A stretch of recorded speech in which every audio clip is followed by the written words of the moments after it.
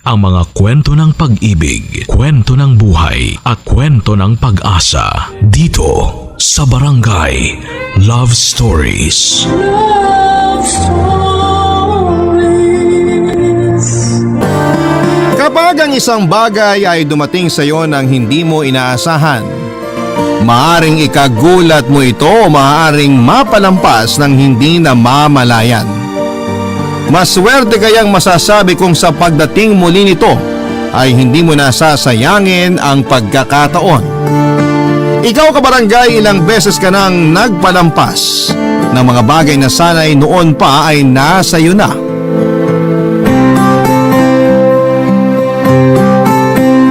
Dear Papa Dudut, magandang tanghali po sa inyo at sa inyong mga tagapakinig. Nais ko pong ikwento ang nangyari sa akin at sana po ay kapulutan po ito ng aral. Ako po si Samara, 27 taong gulang sa kasalukuyan. Sa ngayon po ay isang empleyado sa isang kumpanya na nasa Makati. Okay naman po ang buhay ko at hindi naman po ako kinakapos. At masasabi ko pong may sobra pa nga. Yan po ay sa material na bagay pero medyo kinukulang po pagdating sa puso. Nasa ibang bansa po ang aking mga magulang mula noong magkolehiyo ako, Papa Dudut. Kaya solo na lamang po ako kahit na nagpapadala sila ng pera ay masaya naman ako na nagtatrabaho. Hayaan niyo pong ikwento ko sa inyo ang istorya namin ni Bren. Si Bren po ay kaedad ko din. Kababata ko siya, kaklase mula elementary hanggang sa kolehiyo. Magkaiba na kami ng kurso noong magkolehiyo pero nasa isang eskwelahan pa din. Panatag ako pagkasama si Bren kasi siya ang tagapagtanggol ko sa lahat ng bagay. Sobrang lalim ng pagkakaibigan namin. Mabait si Bren at ang tanging kapintasan niya ay hindi siya magaling manamit. May itsura siya pero hindi po lumalabas. Ewan nga po, hindi ko maipaliwanag noon kung bakit ganon ang dating ni Bren. Mahirap lang po sila kaya kung ano lang ang meron sila ay yun na ang pinagkakasya nila. Lalo na po sa pananamit niya. Pero malalim na ang pinagsamahan namin kaya kahit ganon ang itsura niya ay hindi ko naman siya kinakahiya. Simula nga po bata kami ay nagpatuloy ang magandang pagkakaibigan. Simulan po natin ang kwento noong first year na kami sa kolehiyo. Hanggang doon ay lagi siyang nandun para sa akin. Kahit na hindi ko siya napagtatanggol sa pamimintas sa kanya ng mga kaklase namin, ay kabaligtaran naman siya dahil hindi niya talaga nakakalimutang ipagtanggol ako sa kahit na ano paman basta alam niyang naaagrabyado ako, Papa Dudut.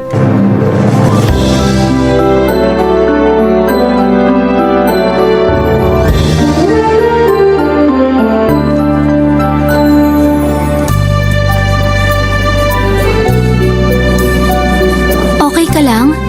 Ha? Oo, okay lang ako. Bakit mo naman natanong? Kasi kanina, nilait ka na naman ni George. Sus, may bago pa ba kay George? Hayaan mo na lang yun. Pasensya na at hindi kita napagtanggol. Ayos lang yun, ano ka ba? Bakit kasi hindi ka lumalaban? Wala namang mangyayari. Sayang lang oras. Eh bakit? Kapag ako naman ang inaaway, kahit malaki sila haharapin mo. Iba yun syempre. Babae ka eh. Ay, ikaw talaga. Oh, bakit ako? Wala. Tara na nga. Anong oras ka pala gagawa ng assignment natin? Nakakainis nga yan. Ilang araw na lang graduation na natin. Tapos may pa-assignment pa rin si Miss Mendez. Alam mo naman yun si ma'am. Kainis? O anong oras ka nga gagawa ng assignment mo? Hindi ko na gagawin. Sigurado namang naipasa na yung mga grades natin. So wala nang epekto yun. Huy, mali yan. Dapat gawin pa rin natin yung assignment. Ikaw, gawin mo. Oo, gagawin ko talaga. Kaya ako pupunta sa inyo mamaya para ikaw rin. Gumawa ka. Aalis ako mamaya. Ha? Bakit? Saan ka pupunta? Nay, ikaw ba yan? Gusto mo samahan na kita sa pupuntahan mo mamaya? Hoy, anong samahan? Date yun. Date? Oo, date. Lalabas, kakain, paglalambingan. Hindi nakakatawa. Nakakatawa kaya. Sinong ka-date mo? Tay, ikaw ba yan? Nakakainis ka naman kausap eh. Bakit kasi ang dami mong tanong? Magulang lang ba ang pwede magtanong ng marami? Kung hindi kita nanay at hindi kita tatay, tapos marami kang tanong, investigador ka? Nakakaloko ka talaga kausap. Kaya nga, wag na kasi natin pag-usapan. Alam mo, sasagutin mo lang naman yung tanong eh. Ano bang mahirap dun? Wag mo na nga kasing alamin. Di ako matatahimik hanggat hindi ko nalalaman. Ang kulit mo naman eh. Mas kukulitin pa kita. O siya, sasabihin ko na. Sinong kadate mo?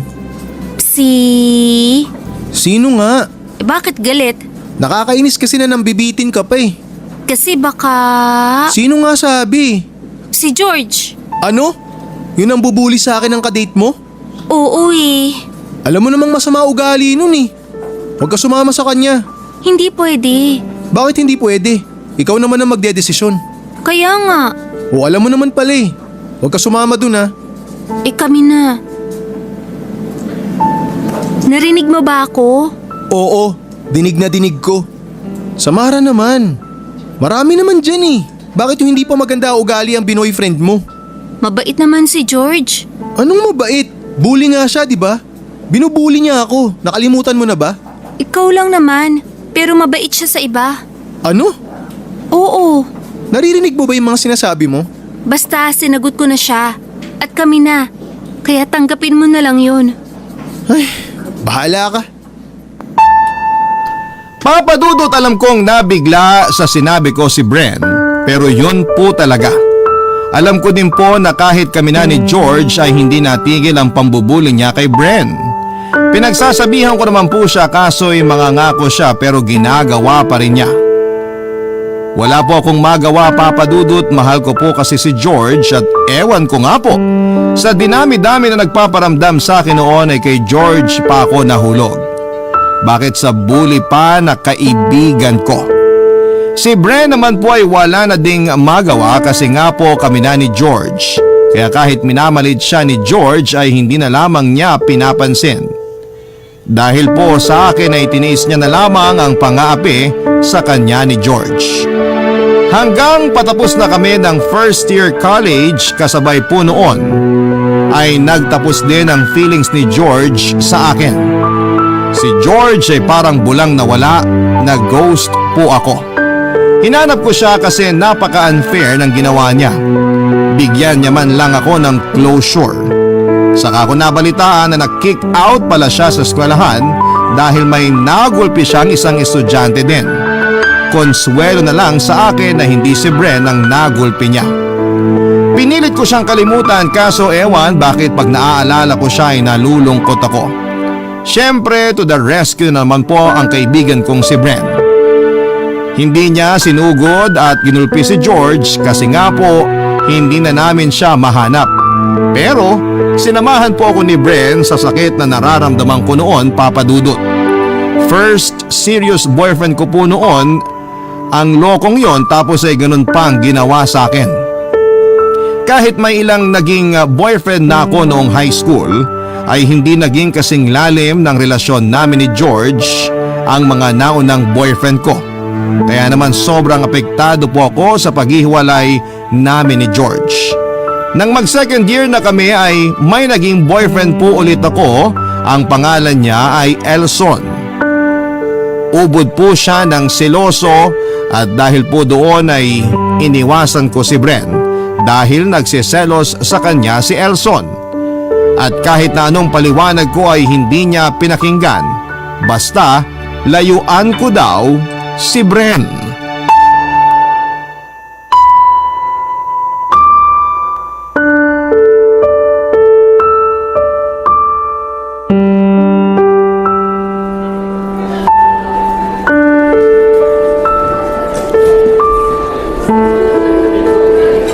Samara! OMG! Guys, aalis na muna ako. Nandyan si Bren. Samara, sandali lang! Teka, hintayin mo ako! Uy, Samara, ano ba? Bakit ka ba tumatakbo? Manhid ka ba? Para makalayo sa'yo. Ha? Bakit kailangan mo lumayo sa akin? Hindi mo na tayo pwede mag-usap. Bakit? Anong ginawa ko? Basta. Pwede ba sabihin mo man lang kung bakit? Basta nga. Uy, Samara, hindi ko tatanggapin yung sagot mo na yan. Nagsiselo sa'yo si Elson. Ha? Bakit siya nagsiselo sa akin? Malay ko. Basta, wag mo na muna akong kausapin. Hanggang kailan naman? Hanggang sabihin ni Elson, Bakit si Elson ang magdedesisyon? boyfriend ko siya. Kaibigan mo ako. Mismo. Ha? Anong mismo? Kaibigan lang kita at boyfriend ko siya. Lang? Kaibigan lang? Boyfriend ko siya. At pwedeng siya nang makakasama ko ng pangmatagalan. Paano ka naman nakakasiguro? Anong sinasabi mo dyan? Sigurado ko. Yan din ang sinabi mo sa naunang boyfriend mo eh. O nasa na siya ngayon? Iyan ba ang pinagdadasal mo? Naiwan din ako ni Elson? Sinasabi ko lang naman yung pwedeng mangyari. Pinangungunahan mo ang mangyayari at ang pangit ang iniisip mong mangyari. Wala akong ibig sabihin dun, sinasabi ko lang. Dahil baka masaktan ka na naman. Hindi ako masasaktan. Ikaw lang ang nag-iisip na masasaktan ako. Kailan mo pa ba kilala yan si Elson? Hindi bilangan ng tagal ng pagkakakilala to. Relasyon namin to. Ha? Ang labo mo. Eh ikaw ang nagsabi na baka siya na ang makasama mo ng pangmatagalan. Oo, nararamdaman ko. Bakit? Sa tingin mo, gaano katagal mo siya makakasama? Sige, wag mong itigil yan. Yung tagal ba ng pagkakakilala nyo, sing tagal na ng pagkakaibigan natin? Wag mong kinukumpara ang bilang ng taon. Wag mong bilangin ang tagal. Feelings ko ang pinag-uusapan dito. O tapos pag nasaktan ka, sinong tatakbuhan mo? Ah, yun pala yun. Nanunumbat ka. Hindi ako nanunumbat, Samara. Pinapaalala ko lang na ako ang laging nandyan para sa'yo. Kilala mo ako. Sana kilalanin mo muna sila. Kung dinidiktahan ka nila kung sino ang dapat at hindi mo dapat kausapin, aba, mag-isip-isip ka na. Kung dapat ba na makasama mo yung mga ganong klaseng lalaki. Ganito na lang. Hindi na ako lalapit sa'yo kung may problema ako. Hindi yan ang ibig kong sabihin. Huwag mo naman pakitirin ang utak mo. Matalino ka naman, di ba? So, sinasabi mo, dahil sa mga desisyon ko ngayon, bobo na ako? Alam mo, kinontrol na yata ng boyfriend mo yung utak mo kaya ganyan ka na mag-isip. Totoo naman, yan ang gusto mong sabihin. Bobo ako at utu-uto. Samara, tumigil ka na nga sa kagaganyan mo. Tama nga si Elson. Dapat na nga kitang layuan. Ano? Huy, naririnig mo ba yung mga sinasabi mo? Ito na ang huli nating pag-uusap ha. Ano pinagsasabi mo? Hindi na to pakiusap. Pinagsasabihan na kita. Samara naman, ano ba? Huwag mo na akong lalapitan kasama ko man si Elson o kahit ako lang mag-isa. Halika na nga, umuwi na tayo. Ikaw pala ang bobo eh. Sinasabihan ka na hindi mo pa naiintindihan. Umuwi na tayo at magpalamig ka ng ulo mo sa bahay nyo. Kaya kong umuwi. Huwag mo na akong lalapitan. Diyan ka na. Samara, sandali! Samara! Papadudot, sobrang galit ako noon kay Bren. Inisip ko noon na ganun pala ang tingin niya sa akin at hindi ko naisip na maganda ang pakay ni Bren sa pagsasabi ng katotohanan. Dahil sa pagmamahal ko kay Elson ay binaliwala ko ang lahat ng yon. Ayokong sabihin na nagdilang anghel si Bren pero gaya noong mga nauna ay hiniwalayan din ako ni Elson. Matapos kong itakwil ang kaibigan ko para sa kanya ay ganon ang gagawin niya. Sobrang lungkot ko at hindi ko alam ang gagawin ko nang iwan ako ni Elson. Pero gaya ng dati nandun na naman si Bren, ang tibay ni Bren kahit masasakit na ang mga sinabi ko dati ay hindi pa din siya naggalit sa akin. Noong puntahan niya ako ay hiyang-hiya ako. Gusto kong humingi ng tawad pero inunahan na ako ni Bren nang pag-usapan na lang namin ang gusto ko. Tinanong niya ako kung pag-uusapan pa ba namin si Elson o tutulungan na lamang niya akong mag-move on. Ang sabi ko ay gusto kong makapag-move on at agad-agad pero sabi ko ay last na. Hayaan niya muna akong ilabas sandali ang galit ko kay Elson. Pinayagan naman niya ako. Ayon, puro masasakit na salita ang sinabi ko at halos sumpain ko na nga si Elson on. Tapos nung tumatawa na kaming dalawa, papadudot, mabuti na lang at nandun si Bren, napakaswerte ko sa kaibigan. Effective naman ang pag-uusap namin ni Bren kasi madali ako nakapag-move on. Kaya ayon, noong pag-graduate na kami sa college ay may nakilala na naman ako. Ewan kung anong nakikita nila kay Bren at nagsiselos sila. Kahit na anong paliwanag ko na kaibigan ko lamang si Bren ay ayaw nilang pakinggan. Nang minsang kinausap ko si Bren, Sa pagkakataon na yon ay pinakiusapan ko na lamang siya na huwag muna kaming magkita o mag-usap. Aayusin ko lang ang lahat para walang problema. Kaso habang kausap ko siya ay biglang dumating ang boyfriend ko.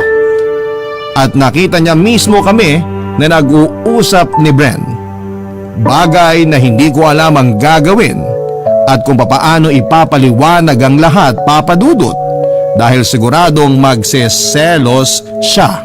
Barangay Love Stories. Barangay Love Stories. Nakita ni Milton na magkausap kami ni Bren. Nagulat ako sa ginawa ni Milton. Itinulak niya si Bren na halos mabuwal at saka pinagbantaan na huwag akong kakausapin dahil masasaktan niya daw ito. Hindi ako nakapagsalita at tinignan ko na lamang si Bren. Alam niya ang ibig sabihin ng tingin ko at nakikiusap ako na lumayo na muna siya na ginawa naman niya. Pinakalma ko si Milton gaya ni Elson ay hindi din ito nakikinig sa paliwanag ko. Nag-isip na ako noon na baka maging pareho sila ng ending at mauwi lang sa wala. Pero ewan.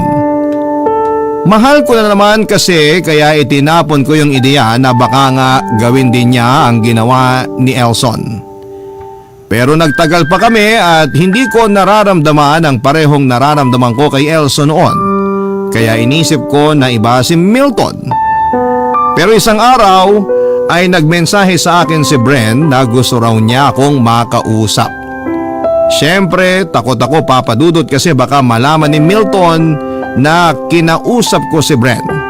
Pero makulit si Bren, Papa Dudut. Kaya sinabi ko na ako na lang ang pupunta sa bahay nila para doon kami mag-usap, Papa Dudut.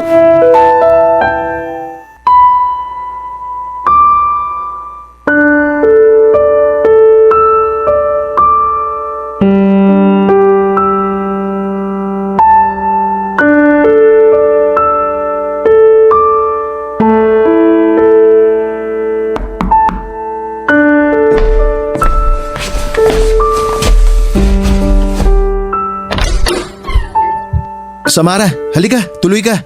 Kanina pa kita hinihintay. Alam mong napakadelikado nitong pagpunta ko dito. Bakit naman delikado?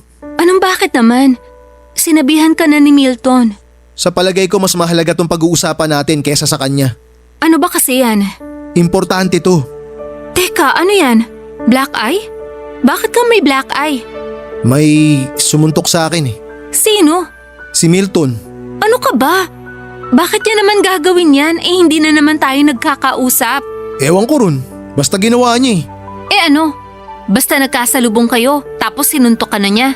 Hindi naman yata ganun si Milton. Hindi kami nagkasalubong. Pero nakita ko siya. At nakita niya rin ako. Kaya niya ginawa sa akin to. Anong sinasabi mo? Pinagtripan ka ni Milton? Hindi. Rinovoke mo siya. Anong sinabi mo? Wala akong sinabi sa kanya para suntukin niya ako. Ano nga? Bakit ka naman niya gaganyanin? Kasi nahuli ko siya. Pulis ka na? Seryosohin mo naman yung mga sinasabi ko. Ang dami mo kasing pasakalye. Bakit ka nga sinuntok ni Milton? Nahuli ko siyang may kasamang ibang babae. Ito naman? Hindi ba pwedeng kaibigan niya lang? Kaibigan? Kahit naghahalikan? Nakita ko na naghahalikan silang dalawa. Naghahalikang paano? Anong paano? Naghahalikan sila.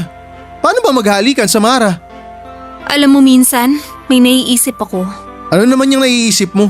Na gumagawa ka lang talaga ng paraan para hindi ko makatuluyan ng mga nagiging boyfriend ko. Lah, bakit ko naman gagawin yun? Ewan ko sa'yo. Hindi ko ginawa, ginagawa o gagawin yun. Ano yung ginagawa mo ngayon? Sinasabi ko lang ang totoo. Nahuli ko siya na may kahalikang ibang babae. Ang tagal ko silang nakitang naghahalikan bago niya ako nakita. Ewan. Bakit pa ayaw mong maniwala? Dapat ba? Oo, dapat. Kasi niloloko ka nung Milton na yun. Kung magkakasira kami ni Milton, tapos magkakaroon ako ng bagong karelasyon, ano naman kaya masasabi mo sa kanya? Samara, ano ba? Hindi ko gawa-gawa tong mga sinasabi ko. Na video mo ba? Hindi. Bakit ko naman gagawin yun? Kasi nga wala kang i-video. Nabubulagan ka na naman. Oo, bulag na akong bulag. Alam mo, nagsasawa na talaga ako sa mga ginagawa mo eh. Samara, ano ba yung sinasabi mo? Totoo naman. Halos lahat ng makarelasyon ko may nasasabi ka. Talaga namang may masasabi ako sa mga nakakarelasyon mo eh. Inventor ka siguro. Ang dami mong naiimbentong kwento eh. Wala akong iniimbentong kwento. Alis na ako. Teka, Samara. Ano nang gagawin mo kay Milton? May gagawin ako, makakaasa ka. Hihiwalayan mo na ba siya? Hindi, mas matindi ang gagawin ko para may mapahiya. Bakit? Ano bang naiisip mong gawin? Mas mamahalin ko siya. Samara, seryoso ka ba? Wala na tayong pag-uusapan. Uuwi na ako. Teka, Samara, sandali lang. Tama na please. Tantanan mo na ako. Papadudod sa makailang pagkakataon ay itinakwil ko na naman si Bren. Ang tagal na naming hindi nag-uusap at lalong hindi nagkita. Magaling na din akong umiwas kaya hindi niya ako naaabutan kahit kailan. Hanggang sa isang araw ay naisipan kong sorpresahin si Milton. Na-promote ako sa trabaho ko kaya yayayain ko siyang kumain sa labas. Ang ginawa ko ay pinuntahan ko siya sa trabaho niya noong uwian na. Sasalubungin ko siya at doon ko na sasabihin ang magandang balita at ang plano ko. Kaso papadudot, yung sorpresa ay tumalbog sa akin. Ako ang nasorpresa sa mga nakita ko. Palabas ng opisina nila ay may kayakap siyang babae at paminsan-minsang hinahalikan. Hindi ako makaalis sa kinakatayuan ko pero may kung anong tumulak sa akin para sugurin si Milton at ang babae niya. Hindi ko inaasahan na kaya ko palang gawin yon, ang mag-iskandalo. Nawala ng hiya ko sa sobrang galit. Papadudot, ako pa ang inaway ni Milton. Nakakahiya daw ako nang sabihin kong mas nakakahiya sila sa ginagawa nilang dalawa. Nagalit si Milton. Hindi ko pa naramdaman noong una pero noong makita ko ang sarili ko na nakahiga sa kalye ay saka ko naramdaman na sinampal pala ako ni Milton kaya ako nabuwal. Papadudod, hindi ko alam kung bakit biglang nandun si Bren pero mabuti na lamang ay nandun siya. Kasi as usual ay pinagtanggol na naman niya ako. Pero nagulat ako, Papadudot, hindi na si Bren ang dating si Bren na mahina kasi napatumba niya si Milton kahit mas malaki sa kanya ito. Iniwan namin si Milton na nakahiga sa kung saan ako napahiga noong sampalin niya ako.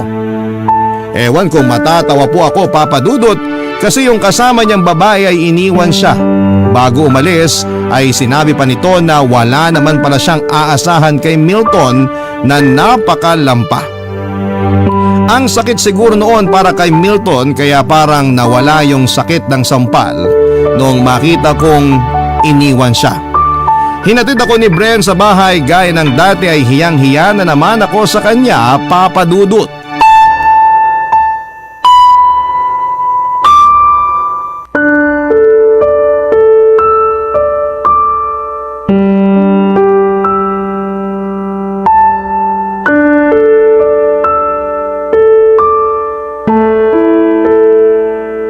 Teka, maupo ka muna.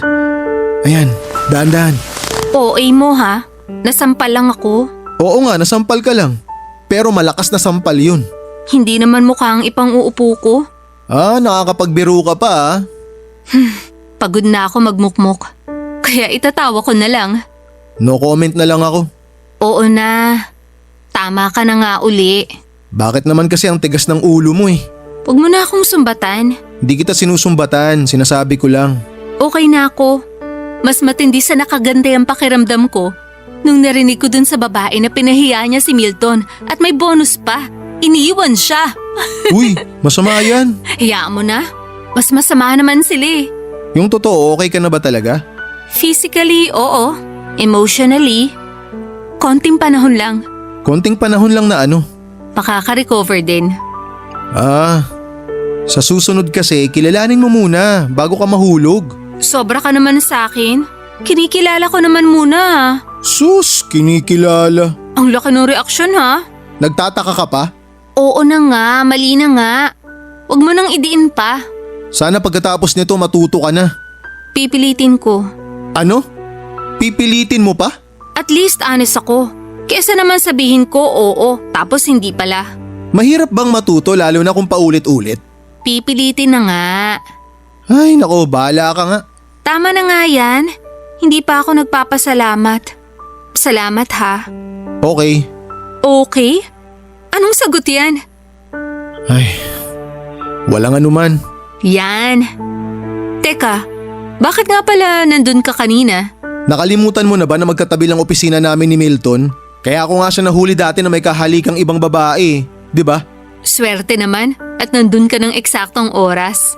Bago pa nangyari yung komosyon, nakita na kita nung palabas ako ng opisina. Kaya nagmadali na akong puntahan ka. Swerte ko naman sa kaibigan ko. Samara, kaibigan lang ba talaga ako sa'yo? Ha? Hanggang doon na lang ba talaga ako? Alam mo, hindi kita maintindihan. Hindi mo maintindihan kasi siguro namanhid ka na talaga. Dahil sa mga hindi magandang karanasan mo sa mga nakakarelasyon mo. Paanong naman, Head? Hindi ko Mahal kita, Samara. Baka hindi mo narinig. Ang sabi ko, mahal kita. Tumigil ka nga. Nabago ka ba kanina? Noon pa mahal na kita kaso hindi ko kayang sabihin. Kaya kapag nagkakaroon ka ng boyfriend, binabantayan talaga kita kasi ayokong lolokohin ka lang. Kaso lagi mo naman akong pinagtatabuyan. Huy, seryoso ka ba? Oo, seryoso ako. Mukha ba ako nagbibiro? Bren, maging magkaibigan na lang tayo. Bakit kaibigan lang? Hindi ikaw yung tipo ko eh. Bakit hindi ako yung tipo mo? Basta, Diretsuhin mo na ako para alam ko. wag na. Samara, kung natatakot ka na masaktan ako, mas masakit yung inayawan mo ako na hindi ko alam kung ano yung dahilan. Please naman oh. Sabihin mo na kung anong mali sa akin. Bren, Tatanggapin ko kahit ano pa yan. Basta sabihin mo lang. Basta malaman ko. hindi kita gustong manamit. At saka hirap ka din sa sarili mo. Paano mo ako bubuhayin? Mahal kita bilang kaibigan. Hanggang dun lang. Naiintindihan ko.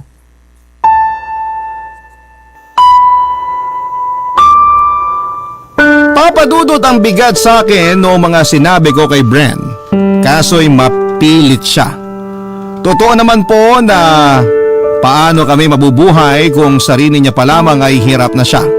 Saka hindi po talaga siya yung tipo ko, ang layo ng itsura niya sa mga naging ex ko. Matapos ng usapan na yon, Papadudot, ay hindi ko po alam kung ako ba ang naiilang sa kanya o siya ang naiilang sa akin. Kasi may iba na kapag magkaharap kami. Parang ganun pa din pero parang may iba. Mahirap pong ipaliwanag pero alam ko naman pong naiintindihan nyo ang ibig kong sabihin. Hanggang sa mapadala si Bren ng opisina niya sa ibang bansa. Sa ibang bansa, idinestino si Bren na agad naman niyang tinanggap. Ewan ko na dahil ba para hindi na niya ako makita o dahil gusto niya talaga ang paglilipat sa kanya. Pero anuman pong dahilan ay masaya po ako para kay Bren. Mga ilang buwan ay nakalis na si Bren ay nagkaroon puli ako ng bagong boyfriend. Gaya ng mga nauna ay nagkaproblema na naman kami. Nalungkot ako pero pinilit kong kayanin kasi wala na si Bren para tulungan ako makapag-move on. Kahit minsan ay nakakapagkumustahan kami sa social media ay hindi ko kinikwento sa kanya ang nangyari sa akin. Kahit na hindi madalas ay si Bren pa din ang palaging nangungumusta. At sa bawat pangungumusta ay wala akong kinikwento tungkol sa ilang relasyon na pare-parehong hindi nag-workout, Papadudot. Barangay Love Stories. Barangay Love Stories. Papadudot, napakaraming breakups ang nangyari sa akin. Pero wala akong ikinuwento kay Bren. Matagal na din naman na nasa ibang bansa si Bren kaya parang halos hindi ko na siya naiisip. Ganon pa man ay kahit na isang beses kada 2 hanggang 3 buwan ay nangungumusta pa rin naman si Bren. Humihingi pa siya ng pasensya dahil masyadong madami daw trabaho sa kumpanya nila. Kaya dahil ang tagal ng pangungumusta niya ay parang hindi na rin ako naging interesado. Hindi ko na alam kung kumusta na siya, kung ano na ang buhay niya. Kasi hindi ko na din naman binabasa mga mensahe niya. Sa totoo lang ay nakahide na siya sa social media ko. May bago na namang nanliligaw sa akin pero ewan kung napagod na ba ako o hindi pa ako handa. Sinabi ko na lamang sa sarili ko na siguro ay darating din yung tamang lalaki para sa akin. Hindi ko siya hahanapin. Hihintayin ko ang tadhana ang maglapit sa amin. Hanggang isang araw habang naglalakad ako pauwi galing sa opisina ay may tumawag sa akin. Hindi ko siya kilala pero pamilyar ang boses niya.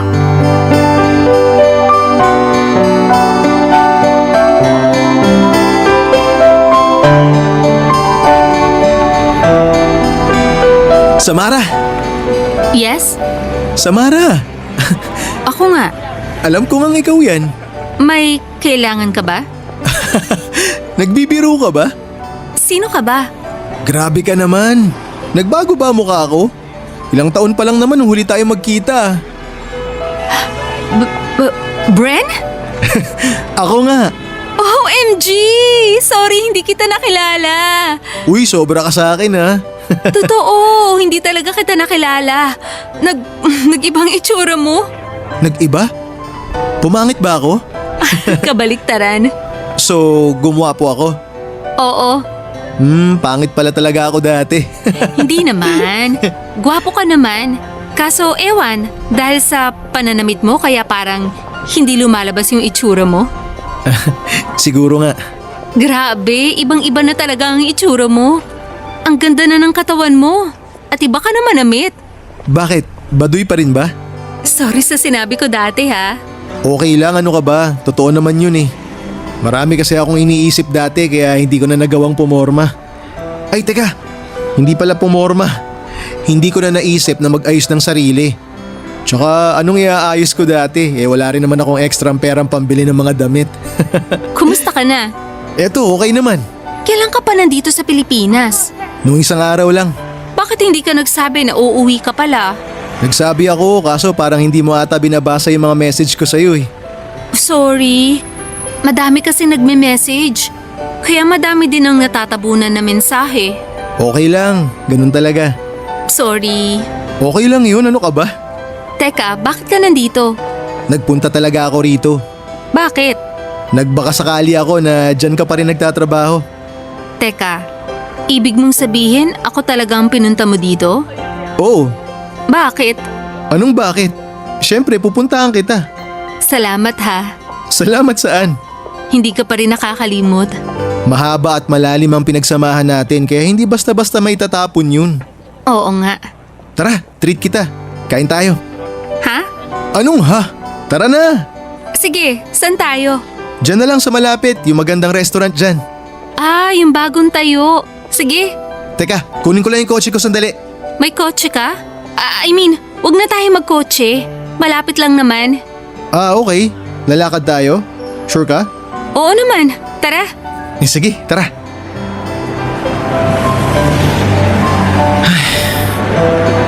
Namiss ko to. Ako? Oo, namiss din kita. Tsaka tung maglakad sa kalye ng Maynila. Yung maglakad na kasabay ka. Hanggang kailan ka dito? Mukhang magtatagal ako dito. Pero pwede naman akong bumalik-balik doon. Wow, grabe. Ang ganda na ng buhay mo. Sikap lang. Bakit ka nga pala umuwi? Ayaw mo ba? Joke lang. Magtatayo kasi ako ng sariling business dito. Wow! Congratulations! Salamat. Ayan na yung resto. Tara, pasok na tayo. Dami nating catching up na gagawin. Papadudot, ibang-iba na si Bren kesa sa dati. O yun na talaga siya kaso'y hindi ko lang nakikita. Ewan nga kung dahil ba sa desperado na ako dahil sa paulit-ulit na nangyayari sa akin sa mga lalaking minahal ko. O nagising na ako sa katotohanang mahal ko pala si Bren. Oo, papadudot, na hulog na po ang loob ko kay Bren at habang patagal ng patagal ay sigurado na ako sa nararamdaman ko. Sigurado din ako na hindi niya gagawin ang mga ginawa sa akin ng iba dahil kilala ko siya. Halos araw-araw kaming lumalabas ni Bren. Lagi niya akong sinusundo paglabas ng trabaho ko at araw-araw ako naghihintay na itanong na niya sa akin ang dati niyang tanong. Ang tanungin niya ako kung pwede bang maging kami. Desidido na ako sa sagot ko na oo, ang hinihintay ko na lamang ay ang mismong tanong. Masaya kami sa tuwing lumalabas kami. Pero sa bawat hatid sa akin ni Bren pauwi ay laging may kabiguan dahil hindi na naman niya ako tinatanong. Pero sa bawat kinabukasan ay meron na naman akong bagong pag-asa na siguro'y yun na ang araw na tatanungin niya ako. Pero tao lang po ako, Papa Dudut. Naiinip kaya sabi ko sa susunod na paglabas namin ay ako na ang magtatanong. Hindi ko alam kung paano pero ako na ang magsisimulang magparamdam, Papa Dudut.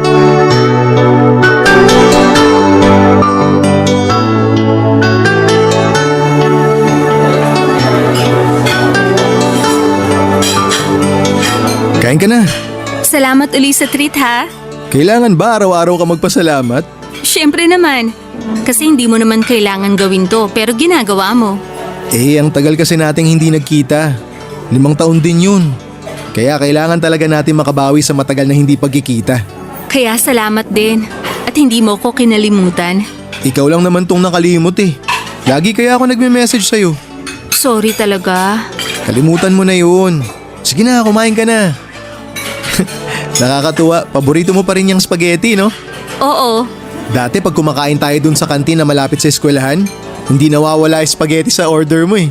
Bukod kasi sa favorite kong spaghetti, masarap pa ang pagkakaluto nila doon. Kaso sarado na yung kantin na yun eh. Kaya kahit anong spaghetti, okay na sa akin.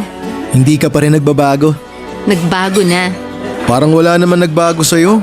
Paborito mo pa rin yung spaghetti. Maganda ka pa rin. Ay teka, oo nga, meron ngang nagbago. Ano? Mas lalo kang gumanda. Ikaw din, maraming nagbago.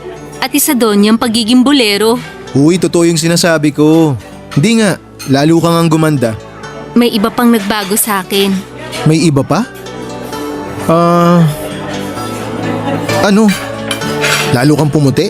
Hindi yun. Ano nga? Mamaya na. Ipon muna ako ng lakas ng loob. Ha? Bakit kailangan mag-ipon ng lakas ng loob? Basta, kain na tayo. Ay, oo, tara na. Lalamig yung mga pagkain. Kumusta ka naman ngayong araw? Ikaw talaga? Kanina sabi mo paulit-ulit ako na araw-araw pasalamat ako ng pasalamat. Tapos ikaw, halos lagi mong tinatanong kung kumusta na ako. Ang masasabi ko dyan, kasi di ba iba-iba ang nangyayari sa atin bawat araw. Oo nga. Pero bukod sa nangyari sa'yo buong araw, in general, kumusta ka? Anong ibig mong sabihin? Dati kasi tuwing magkikita tayo, lagi mong kinukwento agad yung boyfriend mo. Yun ba? Wala. Anong wala? Oo, wala akong boyfriend ngayon. Ha? Bakit? Choice. Ilang buwan na. May mabait kasi na taong nagsabi sa akin dati na wag na masyado magtiwala kung hindi naman sigurado. Kasi may sigurado naman. Kaya doon na lang ako dapat magbuhos ng oras. Masaya ako sa desisyon mo. Bren, Ano yun? pasensya ka na sa mga nasabi ko sa'yo dati ha. Ano ka ba? 5 taon na yun. Tsaka ikaw pa ba? Alam mo namang hindi ako magagalit sa'yo. Alam ko, kaya nga hiyang-hiya ako at nagsisisi na. Kalimutan mo na yun. Ang mahalaga, okay ka na. Bren, Oh, mahal kita. mahal din kita. Alam mo naman yun. Hindi bilang kaibigan, masigit pa. Sorry, hindi kita maintindihan. Nung magtapat ka sa akin, itinaboy kita at nasabihan ng hindi maganda. Narealize ko na mali ako. Handa na ako. Mahal na kita. Pero Samara, May problema ba? Samara, magpapakasal na ako. Ano? Ano yan? Bigla mo na lang naisip ngayon dahil sa sinabi ko? Hindi, nakaplano na talaga yung kasal ko. Kaya nga ako umuwi ngayon eh. Susunod yung fiancé ko dito sa Pilipinas. Pauwi na siya sa susunod na linggo. Bakit hindi mo sinasabi? Lagi ako nagme-message sa'yo. Sinabi ko lahat dun.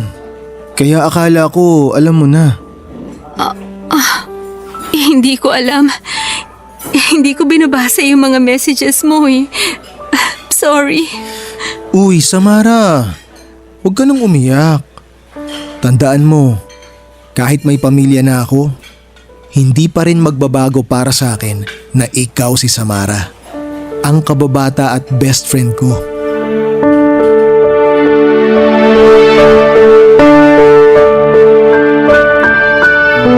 Papadudot ang sakit, sobrang sakit.